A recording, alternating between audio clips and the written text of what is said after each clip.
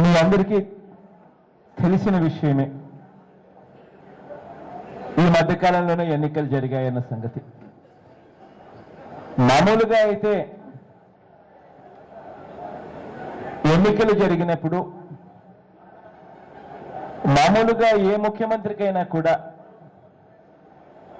ప్రజా వ్యతిరేకత రావాలి అని అంటే మామూలు పరిస్థితుల్లో అయితే కనీసం అంటే 2 సంవత్సరాలు పడుతుంది. కానీ మన రాష్ట్రంలో మాత్రం ప్రత్యేక పరిస్థితులు నెలకొని ఉన్నాయి. ఆ ప్రత్యేక పరిస్థితులు ఎలా ఉన్నాయి అని అంటే, చంద్రబాబు నాయుడు గారు ప్రజలను చేసిన మోసానికి ప్రజలందరూ కూడా ఇవాళ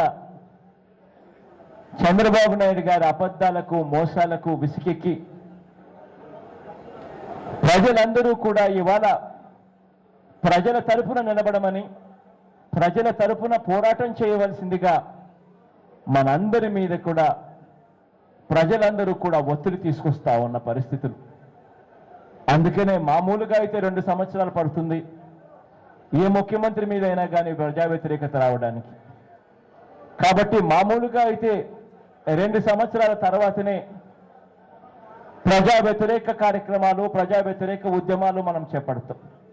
కానీ మన రాష్ట్రంలో ఉన్న ఈ ప్రత్యేక పరిస్థితుల దృష్ట్యా 6 నెలలు కూడా తిరక్క మునిపే మాకొద్దు బాబో ఈ చంద్రబాబు నాయుడు గారి పరిపాలన అని చెప్పి ప్రజలందరూ కూడా ఘోషిస్తా ఉన్న పరిస్థితుల మధ్య మనం కూడా ప్రజలకు తోడుగా నిలబడవలసిన పరిస్థితుల మధ్య మిమ్మల్ని అందరినీ ఇక్కడికి ఆహ్వానించడానికి కారణం, మన నియోజకవర్గాలలో ప్రజలకు తోడుగా నిలబడేందుకు, ప్రజలకు తరపున మనం ప్రభుత్వాన్ని నిలదీసేందుకు మనం చేయవలసిన పనులు ఏమిటి, మనం ఏ రకంగా ప్రజలకు దగ్గర కాగలుగుతాం, ఏ రకంగా ఇంకా ప్రజలకు మనం తోడుగా నిలబడగలుగుతామని చెప్పి వాటి మీద మీ అందరి సలహాలు, మీ అందరి సూచనలు, నియోజకవర్గ స్థాయి నుంచి ఏ రకంగా మనం ఇంకా పార్టీని బలోపేతం చేయాలి, ఏ రకంగా ఇంకా ప్రజలకు ఇంకా దగ్గర కావాలి, ఏమేమి కార్యక్రమాలు చేస్తే దగ్గర అవుతాము అన్న సూచనలు, సలహాలు మీ అందరి దగ్గర నుంచి తీసుకునేందుకు, మీ సూచనలు, సలహాలు మీ అందరి దగ్గర నుంచి తెలుసుకునేందుకు ఇవాళ ప్రధానంగా మిమ్మల్ని అందరినీ కూడా ఇక్కడికి ఆహ్వానించడం జరిగింది. ఎన్నికలు జరిగిన సంగతి మీకు తెలుసు. 8 నెలల కిందట ఎన్నికలు జరిగాయి.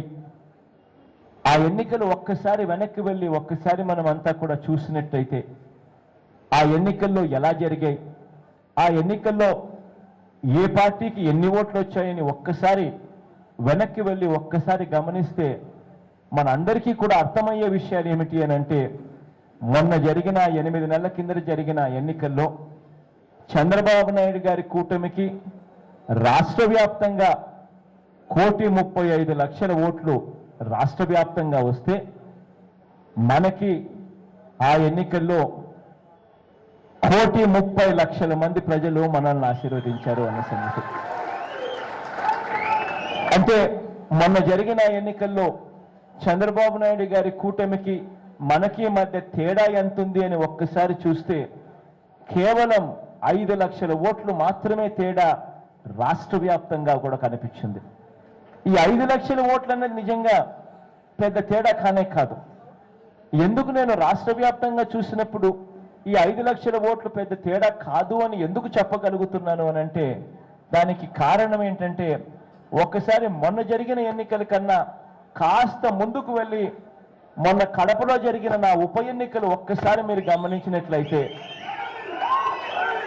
ఆ కడపలో జరిగిన ఆ ఉప ఎన్నికల్లో ఆ ఒక్క ఎంపీ సెగ్మెంట్లోనే, ఆ ఒక్క పార్లమెంట్ సెగ్మెంట్లోనే మన పార్టీకి ఆ రోజు వచ్చిన ఓట్ల మెజారిటీనే 5,45,000 ఓట్ల మెజారిటీ వచ్చింది. అటువంటిది రాష్ట్ర వ్యాప్తంగా చూసినప్పుడు 5 లక్షల ఓట్లు మనకి చంద్రబాబు నాయుడు గారి కూటమికి మధ్య తేడా అన్నది అందుకనే నిజంగా పెద్ద తేడా కానే కాదు అని చెప్పి ఖచ్చితంగా గట్టిగా కూడా చెప్పగలుగుతాం. కానీ ఈ 5,45,000 ఓట్లైనా కూడా చంద్రబాబు నాయుడు గారికి మనకి మధ్య, ఆ కూటమికి, చంద్రబాబు నాయుడు గారి కూటమికి మనకి మధ్య ఆ తేడా అయినా కూడా ఎందుకు వచ్చింది అని చాలా మందిని అడిగాం. చాలా మందిని చాలా సందర్భాలలో ఎందుకు ఆ మేరకైనా తేడా వచ్చింది, ఎందుకు మనకన్నా చంద్రబాబు నాయుడు గారి కూటమికి 5 లక్షల ఓట్లైనా ఎక్కువ ఎందుకు వచ్చాయని చాలా మందిని అడుగుతూ వచ్చాం. చాలా మందిని అడుగుతూ వస్తూ ఉన్నప్పుడు ప్రధానంగా ప్రతి చోట కూడా వినిపిస్తా ఉన్నది ఏమిటి అని అంటే 2 కారణాలు ప్రధానంగా వినిపించాయి. ఒక కారణం ఏమిటి అని అంటే చంద్రబాబు నాయుడు గారు సాధ్యం కాదు అన్న సంగతి తెలిసి ఉన్నా కూడా చంద్రబాబు నాయుడు గారు రైతుల రుణాలు అన్నీ కూడా మాఫీ చేస్తాను అని చెప్పి తాను ఆవేళ మాట చెప్పడం, ఆ ఇచ్చిన ఆ మాటలు 87,000 కోట్ల రైతుల రుణాలు ఆ రోజు తాను పూర్తిగా మాఫీ చేస్తాను అని హామీ ఇవ్వడం, ఆ ఇచ్చిన ఆ మాటను కాస్తో కూస్తో రైతులు నమ్మడం, ఆ నమ్మిన ఆ నేపథ్యంలో మనకి చంద్రబాబు నాయుడు గారికి మధ్య కాస్త ఈ తేడా కనిపిస్తా ఉంది అని ప్రధానంగా ఈ కారణం ఎక్కడ చూసినా కూడా చెప్తూ వచ్చారు.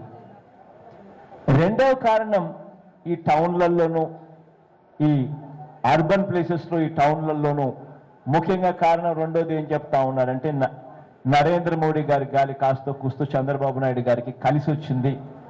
ఈ 2 కారణాల వల్ల మనకి చంద్రబాబు నాయుడు గారికి మధ్య తేడా ఆ 5 లక్షల ఓట్లు అని చెప్పి ప్రధానంగా ఈ 2 కారణాలు ఎక్కువగా వినిపించాయి.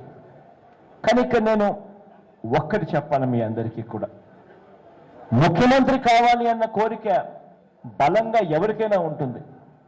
చంద్రబాబు నాయుడు గారికైనా కోరిక ఉంటుంది, మనకైనా కోరిక ఉంటుంది, ఇంకొకరికైనా కూడా కోరిక ఉంటుంది. కానీ ముఖ్యమంత్రి కావడం కొరకు ఏ అబద్ధమైనా చెప్పి, ఏ మోసమైనా చేసి, ఏ గడ్డైనా సరే తిని నిజంగా ముఖ్యమంత్రి సీట్లోకి వెళ్ళి మనం కూర్చున్నట్టయితే నిజంగా ప్రజలకు మనం మేలు చేసిన వాళ్ళం అవుతామా అన్నది ఒక్కసారి మనం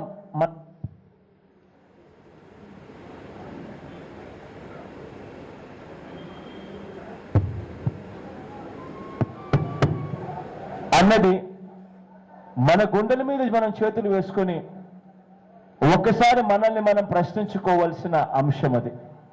ఎందుకనంటే ముఖ్యమంత్రి కావడం కొరకు ఆ రోజు మనం కూడా మన నోట్లో నుంచి కూడా ఆ రోజు మనం కూడా ఇదే మాదిరిగా చంద్రబాబు నాయుడు గారి మాదిరిగానే మన నోట్లో నుంచి కూడా అదే అబద్ధం చెప్పి ఉంటే మనం కూడా రాష్ట్ర వ్యాప్తంగా 87,000 కోట్ల రైతు రుణాలన్నీ కూడా మాఫీ చేస్తాము అన్న మాట, అన్న అబద్ధం మన నోట్లో నుంచి కూడా వచ్చి ఉంటే ఖచ్చితంగా 5 లక్షల ఓట్లో లేదా ఇంకా అంతకన్నా ఎక్కువ ఓట్లో ఖచ్చితంగా మన పార్టీకే వచ్చి ఉండేటివి.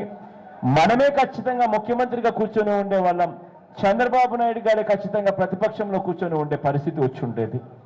కానీ మన నోట్లో నుంచి చంద్రబాబు నాయుడు గారి మాదిరిగానే అదే అబద్ధం మన నోట్లో నుంచి కూడా చెప్పి ఉంటే జరిగి ఉండేది ఏమిటి అని అంటే, ఏ అబద్ధం ఎవరు చెప్పినా కూడా ఆ అబద్ధం ప్రజలు ఒక్కసారి నమ్ముతారు. ఒక్కసారే ప్రజలు ఆ ముఖ్యమంత్రి స్థానంలో ఆ నమ్మకం ఉంచి ఆ సీట్లో కూర్చోపెడతారు. కానీ ఒక్కసారి అయితే కూర్చోపెడతారు, కానీ ఆ తర్వాత మాత్రం నెక్స్ట్ ఎలక్షన్స్లో ఇంటికి పంపించుండేవారు చంద్రబాబు నాయుడు గారి మాదిరిగా అబద్ధాలాడి మోసాలు చేసి ఉండింటే. ముఖ్యమంత్రి కావడానికి చంద్రబాబు నాయుడు గారికి ఉన్న బలమైన కారణాలు, కోరికలు ఏమిటో నాకు తెలియదు, కానీ నాకైతే మాత్రం ముఖ్యమంత్రి కావడానికి బలమైన కారణాలు, బలమైన కోరికలు ఉన్నాయి. బలమైన కారణం ఏమిటి అని అంటే, ఒక్కసారి ముఖ్యమంత్రి అయితే ఆ ముఖ్యమంత్రిగా 30 సంవత్సరాల పరిపాలన అందించాలని. అంతేకాదు, ఒక్కసారి ముఖ్యమంత్రిగా సీట్లోకి వెళ్తే ప్రజలకు ఆ 30 సంవత్సరాలలో ఎంతగా మంచి చేయాలి అని అంటే, ఆ మంచిని చూసి ఆ తర్వాత నేను చనిపోయిన తర్వాత కూడా ప్రతి ఇంట్లో నాన్న ఫోటోతో పాటు నా ఫోటో కూడా ప్రతి ఇంట్లో కూడా ఉండాలి అనే తపన, తాపత్రయం నాలో నిజంగా బలంగా ఉంది. అంత బలంగా కోరిక తపన ఉంది కాబట్టి చంద్రబాబు నాయుడు గారి మాదిరి అబద్ధాలు ఆడలేకపోయాం. అందుకే చంద్రబాబు నాయుడు గారి మాదిరి మనం మోసం చేయలేకపోయాం. బహుశా మనం కూడా చంద్రబాబు నాయుడు గారి మాదిరిగానే అబద్ధం చెప్పుంటే ముఖ్యమంత్రి అయి ఉండేవాళ్ళం, ఒకసారి అయి ఉండేవాళ్ళం ఖచ్చితంగా. కానీ ఆ తర్వాత 5 సంవత్సరాలకే ప్రజలు మనం ఇంటికి పంపించేవాళ్ళు. ఆ తర్వాత ఎన్నికలు వచ్చినప్పుడు మనం వెళ్ళి ప్రజల దగ్గరికి వెళ్ళి నేను పలానది చేస్తాను అని చెప్పి నేను చెప్తే ఎవ్వరు కూడా నమ్మకం ఉంచే పరిస్థితి కూడా ఉండేది కాదు. అంతేకాదు, ఒక్కసారి అబద్ధాలు ఆడితే ముఖ్యమంత్రి అవుతామేమో, కానీ ఆ తర్వాత 30 సంవత్సరాల పరిపాలన కదా దేవుడు ఎరుగు. ఆ తర్వాత ప్రతి ఇంట్లో కూడా నాన్న ఫోటోతో పాటు నా ఫోటో కూడా ఉండాలి అన్న తాపత్రయం కదా దేవుడు ఎరుగు. ఎవరు కూడా మోసం చేసే వాళ్ళ ఫోటోలు ఎవరు వాళ్ళ ఇళ్లలో పెట్టుకోరు. అబద్ధాలు చెప్పే వాళ్ళ ఫోటోలు ఎవ్వరూ కూడా వాళ్ళ ఇళ్లలో పెట్టుకునే పరిస్థితి ఉండదు. అందుకని చంద్రబాబు నాయుడు గారి మాదిరి మన అబద్ధాలు ఆడలేకపోయాం. ఇవాళ కూడా చంద్రబాబు నాయుడు గారిని ఒక్కసారి చూస్తే చంద్రబాబు నాయుడు గారి పరిస్థితి ఎలా ఉంది అని అంటే దినదిన గండంగా ఇవాళ చంద్రబాబు నాయుడు గారు పరిస్థితి ఉంది. ప్రతిరోజు ఒక అబద్ధం ఆడాలి. పల్లెల్లోకి పోవాలి, గ్రామాల్లోకి వెళ్ళాలి అని అంటే ఆ పల్లెల్లో ఆ గ్రామాల్లో మరో కొత్త అబద్ధం ఆడితే తప్ప ప్రజలు మళ్ళా చంద్రబాబు నాయుడు గారిని రాళ్లతో కొట్టకుండా వెనక్కి పంపిస్తారేమో అని చెప్పి భయపడుతూ ఇవాళ చంద్రబాబు నాయుడు గారి పరిస్థితి ఉంది. ఇలా ప్రతిరోజు చంద్రబాబు నాయుడు గారు మోసం చేయాలి, ప్రతిరోజు చంద్రబాబు నాయుడు గారు అబద్ధాలు ఆడుతూ బతకాలి. అలా చేస్తేనే చంద్రబాబు నాయుడు గారు పరిపాలన చేసే పరిస్థితిలో ఇవాళ ఉన్నాడు. ఇవాళ నేను ఒక్కటి చెప్పాలి. మొన్నటికి మొన్న మనం అంతా కూడా గమనించాం, ఎన్నికలకు ముందు చంద్రబాబు నాయుడు గారు ఏమేం మాటలు చెప్పాడు అని. చంద్రబాబు నాయుడు గారు ఎన్నికలకు ముందు టీవీ ఆన్ చేస్తే మనకు కనిపించేటివి ఏంటివి? గ్రామాలలో హోర్డింగులు పెద్ద పెద్ద కనిపించేటివి. ఆ గ్రామాలలో హోర్డింగులకు లైట్లు పెట్టి కూడా చూపించేవాళ్ళు. ఆ లైట్లు పెట్టి ఆ హోర్డింగులు చూసినప్పుడు మనకు కనిపించేటివి ఏంటివి? టీవీ ఆన్ చేస్తే మనకు వినిపించేది ఏమిటి అని అంటే, మొట్టమొదటగా కనిపించేది ఏమిటి అని అంటే, రుణాలన్నీ కూడా మాఫీ కావాలంటే బాబు రావాలి అని చెప్పి కనిపించేది. బంగారం బ్యాంకుల్లో పెట్టారా, ఆ బంగారం అంతా కూడా ఇంటికి రావాలి అని అంటే బాబు ముఖ్యమంత్రి అయితేనే బంగారం ఇంటికి వస్తుంది అన్న అడ్వర్టైజ్మెంట్లు కనిపించేటివి. టీవీ ఆన్ చేస్తే చాలు జాబు కావాలంటే బాబు రావాలి అని చెప్పి పెద్ద పెద్ద అడ్వర్టైజ్మెంట్లు కనిపించేటివి. ఇవాళ ఒక్కసారి పరిస్థితి గమనించినట్లయితే బాబు అయితే ముఖ్యమంత్రి అయ్యాడు, కానీ ఇవాళ బంగారం మాత్రం ఇంటికి రాలేదు. బంగారం మాత్రం బ్యాంకుల్లో ఇవాళ ఆక్షన్లు వేసి అమ్ముతా ఉన్నారు. కానీ చంద్రబాబు నాయుడు గారు ఇంట్లో ఉన్న నగలు మాత్రం ఎక్కడికి పోకుండా తన భార్య మెడలోనే కనిపిస్తా ఉన్నాయి. ఇవాళ చంద్రబాబు నాయుడు గారి పరిస్థితి, రైతులకంతా కూడా తాను చేసిన మోసం వల్ల ఇవాళ జరుగుతా ఉన్న నష్టం ఏమిటి అని అంటే, రైతులకు ఇవాళ రుణాలు మాఫీ కాలేదు. రైతులకు రుణాలు మాఫీ కాలేదు కాబట్టి కొత్త రుణాలు రావడం లేదు. కొత్త రుణాలు రావడం లేదు కాబట్టి పాత రుణాలు మాఫీ కాలేదు కాబట్టి రుణాలు రెన్యువల్ కాలేదు కాబట్టి క్రాప్ ఇన్సూరెన్స్ రాని పరిస్థితిలో రైతులు ఉన్నారు.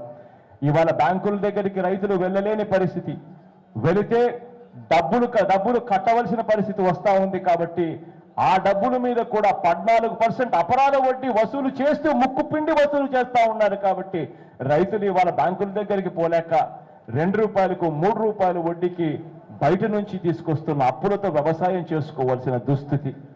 ఇవాళ ఇంతటి దారుణమైన పరిస్థితిలో ఇవాళ రైతు బతుకుతా ఉన్నాడు. డాక్రా అక్కచెల్లెమ్మల పరిస్థితి ఇంకా దయనీయంగా ఉంది. వాళ్ళకు తెలియకుండానే వాళ్ళ పొదుపు అకౌంట్ల నుంచి డబ్బులు డ్రా చేస్తూ ఉన్నారు. రూపాయి వాళ్ళకి ఇంతకు ముందు పావులా వడ్డీ, దాని తర్వాత పావులా వడ్డీ నుంచి కూడా వడ్డీ లేని రుణాలు అందుకుంటా ఉన్న పరిస్థితుల నుంచి ఇవాళ అపరాధ వడ్డీ 14% అపరాధ వడ్డీ వసూలు, అపరాధాల వడ్డీని కడితే తప్పనిచ్చి రుణాలందరి పరిస్థితిలోకి ఇవాళ అందరూ కూడా వెళ్ళిపోయారు. ఇటువంటి దారుణమైన పరిస్థితి కనిపిస్తా ఉంది. బాబు వస్తే జాబ్ వస్తుంది అన్నారు. ఇవాళ చూస్తే బాబు అయితే వచ్చాడు కానీ జాబు రాలేదు. ఉన్న జాబులన్నీ కూడా ఓడబెరికి అందరినీ ఇంటికి పంపించే పరిస్థితి కనిపిస్తా ఉంది. ఆ రోజేమో జాబు కావాలంటే బాబు రావాలి, ఒకవేళ జాబు రాలేదు అని అంటే ఇంటింటికి 2000 రూపాయలు నిరుద్యోగ భృతి ఇస్తాను అని చెప్పి ఎన్నికలకు ముందే చెప్పాడు. ఇవాళ రాష్ట్రంలో 1,75,00,000 ఇళ్ళు ఉన్నాయి. ఇవాళ ప్రతి ఒక్కరూ 2,000 రూపాయల భృతి, నిరుద్యోగ భృతి ఎప్పటి నుంచి ఇస్తావు అని అడుగుతా ఉంటే చంద్రబాబు నాయుడు గారు అసెంబ్లీలో ఇదే విషయం మీద చంద్రబాబు నాయుడు గారిని గట్టిగా నిలదీస్తే చంద్రబాబు నాయుడు గారి నుంచి వచ్చే మాట ఏమిటంటే, నేనెప్పుడు చెప్పాను గవర్నమెంట్ ఉద్యోగం ఇస్తాను అని, నేను చెప్పలేదే గవర్నమెంట్ ఉద్యోగం ఇస్తాను అని చెప్పి అని చంద్రబాబు నాయుడు గారు అసెంబ్లీలో చెప్పారు. అసెంబ్లీలోనే ఎన్నికలు అయిపోయిన తర్వాత ఈ మాట చంద్రబాబు నాయుడు గారు అన్నారు. నేను చంద్రబాబు నాయుడు గారు, అయ్యా ప్రైవేటు ఉద్యోగాల కోసం అయితే చంద్రబాబు నాయుడు గారితో పనేముందయ్యా, ప్రైవేటు ఉద్యోగాలు అయితే కన్నా యాజమాన్యాల దగ్గరికి వెళ్ళి వాళ్ళతో పని కానీ నీతో పనేముందయ్యా, నువ్వు చెప్పింది ఏమిటి అని చెప్పి చంద్రబాబు నాయుడు గారు నిలదీస్తే నిస్సిగ్గుగా అబద్ధాలు ఆడుతూ పోతా ఉన్నాడు. ఇటువంటి పరిస్థితుల్లో ప్రజలకు తోడుగా నిలబడాలి, ప్రజలకు చంద్రబాబు నాయుడు గారి పరిపాలన మీద గట్టిగా నిలదీయాలి. పెన్షన్ల విషయానికి వస్తే అవ్వా తాతల పరిస్థితి ఎంత దయనీయంగా ఉంది అని అంటే, ఆ అవ్వా తాతలకు పెన్షన్లు ఎలా కత్తిరించాలి అని చెప్పి సామాజిక కార్యకర్తలు అని చెప్పి కమిటీ వేశారు. ఆ కమిటీ ఏం చేస్తా ఉంది అని అంటే, తెలుగుదేశం కార్యకర్తలను సామాజిక కార్యకర్తలుగా పెట్టి ఈ పెన్షన్లు ఎలా కత్తిరించాలి అని చెప్పి వాళ్ళు విపరీతమైన ఆలోచనలు చేస్తూ ఇవాళ పెన్షన్ల పరిస్థితి నడుపుతా ఉన్నారు. పెన్షన్లకు సంబంధించి చంద్రబాబు నాయుడు గారు ముఖ్యమంత్రి కాకముందు 43 లక్షల మంది పెన్షన్లు అందుకుంటా ఉండే పరిస్థితిలో ఉంటే, ఆ 43 లక్షల మంది పెన్షన్లకు చంద్రబాబు నాయుడు గారు 1000 రూపాయలు ఇస్తానని చెప్తే 43 లక్షలు ఇంటూ 1000 రూపాయలు అనేది లెక్క వేస్తే ఎవరికైనా కూడా అర్థమయ్యేది ఏమిటి అని అంటే, నెలకు 430 కోట్ల రూపాయలు కావాలి అన్నది ఎవరికైనా కూడా చెప్పగలుగుతారు. మరి 430 కోట్ల రూపాయలు అక్టోబర్ 2వ తారీఖు నుంచి ఆయన ఇస్తానన్నాడు. అంటే 7 నెలల పాటు అక్టోబర్ 2వ తారీఖు నుంచి లెక్కేస్తే 430 కోట్లు ఇంటూ 7 నెలలు అంటే 3,000 కోట్లు కావాలి. ఆ 5 నెలలు పాతది ప్రస్తుతం ఇస్తా ఉన్న 130 కోట్లు లెక్కనేసుకుంటే 130 కోట్లు ఇంటూ 5 నెలలు అంటే 650 ఈ 3,000 రెండు కలిపితే 3,700 కోట్లు కావాల్సి వస్తే బడ్జెట్లో చంద్రబాబు నాయుడు గారు కేటాయింపులు చేసింది 1,338 కోట్లు మాత్రమే కేటాయింపులు చేసి చేతులు దులుపుకున్నాడు. అంటే దాని అర్థం మిగిలిన 2,400 కోట్లు ఆయన చెప్పకనే చెప్తున్నా నేను కత్తిరించబోతున్నాను అని చెప్పి.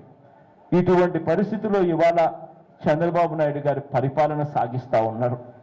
ఈ పరిస్థితుల్లో ప్రజలకు తోడుగా నిలబడేందుకు, ప్రజలకు అండగా నిలబడేందుకు మనం ఏమేం కార్యక్రమాలు చేయాలి అన్నది రూపకల్పన చేయాలి. చంద్రబాబు నాయుడు గారు గతంలో కూడా ఇటువంటి అబద్ధాలన్నీ చెప్పి మోసాలు చేసి ఆయన ముఖ్యమంత్రి కాగలిగాడు అని అంటే అది ఒక్క చంద్రబాబు నాయుడు గారి వల్లే జరిగింది కాదు. చేయగలిగాడంటే కారణం చంద్రబాబు నాయుడు గారికి సపోర్టుగా నిలిచిన ఈనాడు, ఆంధ్రజ్యోతి, TV9 వీళ్ళంతా కలిసి ఒక్కటై చంద్రబాబు నాయుడు గారిని భుజాన వేసుకొని ఆయన మోసాలను, అబద్ధాలను ప్రజలను నమ్మించే ప్రయత్నం చేశారు. కాబట్టి చంద్రబాబు నాయుడు గారు ముఖ్యమంత్రి సీట్లో కూర్చొని ఉన్నారు. నిజంగా మనకైతే చంద్రబాబు నాయుడు గారి మాదిరి ఈనాడు లేదు, ఆంధ్రజ్యోతి లేదు, TV9 లేదు. రేపొద్దున కూడా వీళ్ళే చంద్రబాబు నాయుడు గారిని మళ్ళీ వెనకేసుకొని కూడా వస్తారు అన్న సంగతి కూడా మనకందరికీ తెలుసు. రేపొద్దున ఇదే ఈనాడు, ఇదే ఆంధ్రజ్యోతి, ఇదే TV9 చంద్రబాబు నాయుడు గారిని వెనకేసుకొచ్చే దానికోసం వీళ్ళంతా కలిసి ఏం చెప్తారో తెలుసా? చంద్రబాబు నాయుడు గారు మంచోడే, చంద్రబాబు నాయుడు గారు మంచోడే, చంద్రబాబు నాయుడు గారు రుణాలన్నీ మాఫీ చేయాలని కూడా అనుకున్నాడు. కానీ బ్యాంకులు ఒప్పుకోవడం లేదు, ఢిల్లీ ఒప్పుకోవడం లేదు, కేంద్రం ఒప్పుకోవడం లేదు కాబట్టి ఆయన చేయలేకపోతున్నాడు అని చెప్పి మళ్ళీ ఇదే ఈనాడు, ఇదే ఆంధ్రజ్యోతి, ఇదే TV9 మళ్ళీ చంద్రబాబు నాయుడు గారిని వెనకేసుకొని కూడా వస్తాయి. మనకు ఇంతకు ముందు చెప్పినట్టుగా వీళ్ళెవ్వరూ మనకు తోడుగా లేరు. కానీ ఒకటైతే నేను చెప్తున్నా, చంద్రబాబు నాయుడు గారికి లేనిది మనకున్నది దేవుడు దయ అని మాత్రం చెప్తా ఉన్నా. దేవుడు ఇంతమంది గుండెల్లో మనం పట్ల పుట్టించిన ప్రేమ అని కూడా చెప్తా ఉన్నా. మొదటి నుంచి మనం ప్రజల్ని నమ్ముకున్నాం, మొదటి నుంచి మనం ప్రజల దగ్గరికే వెళ్ళాం. రాబోయే రోజుల్లో కూడా మళ్ళీ అదే ప్రజల దగ్గరికి మళ్ళీ మనం వెళ్ళాలి. ఈనాడు లేకపోవచ్చు, ఆంధ్రజ్యోతి లేకపోవచ్చు, TV9 లేకపోవచ్చు, కానీ ప్రజలను నమ్ముకున్నాం. మళ్ళీ అదే ప్రజల దగ్గరికి వెళ్ళి వీళ్ళు చేస్తా ఉన్న మోసాలన్నీ కూడా ఎత్తి చూపించాలి. ఎత్తి చూపించడమే కాకుండా ప్రజల తరపున గట్టిగా నిలబడి ఈ ప్రభుత్వాన్ని గట్టిగా నిలదీసే కార్యక్రమాలు కూడా చేయాలి. ఇవన్నీ మనం తర్వాత రోజుల్లో గట్టిగా ఇంకా వినిపించాల్సిన అంశాలు, గట్టిగా నిలదీయాల్సిన అంశాలు. కానీ ఈ లోపల మాత్రం ఒకసారి మీ సూచనలు మీ సలహాలు తీసుకునే ముందు ఒకసారి పరిచయ కార్యక్రమం ఒక్కసారి మొట్టమొదటిగా పూర్తి చేసుకుని ఆ తర్వాత మీ సూచనలు మీ సలహాలు మీరేమండి, నేను కూడా సూచనలు సలహాలు ఏమన్నా రాసుకోదగ్గ సూచనలు సలహాలు ఇంతకు ముందు నేను విననివి ఏమన్నా ఉంటే అవి కూడా ఏమన్నా ఉంటే అవి కూడా నేను రాసుకుంటాను. రాబోయే రోజుల్లో మనం ఎటువంటి తప్పులు కూడా చేయకుండా గతంలో చేసిన తప్పులు ఏమైనా ఉంటే ఆ తప్పులు మళ్ళీ పునరావృతం కాకుండా జాగ్రత్తలు తీసుకునే దానికి ఇవన్నీ కూడా మనకు ఉపయోగపడతాయి. మొట్టమొదటిగా సలహాలు సూచనలు ఇచ్చే ముందు ఒకసారి నేను మైక్ ఇస్తాను. మైక్ ఇచ్చేటప్పుడు మీ పేరు, మీ ఊరు, మీరు ఏదైనా కార్పొరేటర్ గానో లేకపోతే సర్పంచ్ గానో లేకపోతే ఎక్స్ గానో ఎక్స్ సర్పంచో ఎక్స్ కార్పొరేటర్గా ఏదైనా కానీ మీరు ఏదైనా పదవిలో ఉంటే ఆ పదవి, ఏ మండలము, ఏ ఊరు, ఏ నియోజకవర్గము అని మీరు చెప్తే ఒకవేళ ఎటువంటి పదవి లేకపోయినా సామాన్య కార్యకర్త అయితే సామాన్య కార్యకర్త అని కూడా మీరు చెప్పగలిగితే రాబోయే రోజుల్లో మనం అందరం కలిసికట్టుగా ఉద్యమ బాట పట్టాలి. రాబోయే రోజుల్లో మనం అందరం కలిసికట్టుగా గట్టిగా పోరాటాలు చేయాలి. కాబట్టి నాకు కూడా మీ ఊర్లు మీ పేర్లు కూడా కాస్త కూస్తూ నా బుర్రలేకి కూడా కాస్త కూస్తూ రిజిస్టర్ అవుతాయి అని చిన్న ఆశ కూడా ఉంది. కాబట్టి ఒక్కసారి పరిచయ కార్యక్రమాలు మొట్టమొదటిగా పూర్తి చేసి ఆ తర్వాత మీ సూచనలు మీ సలహాలు ఇవ్వవలసిందిగా సవినీయంగా కోరుతా ఉన్నాం.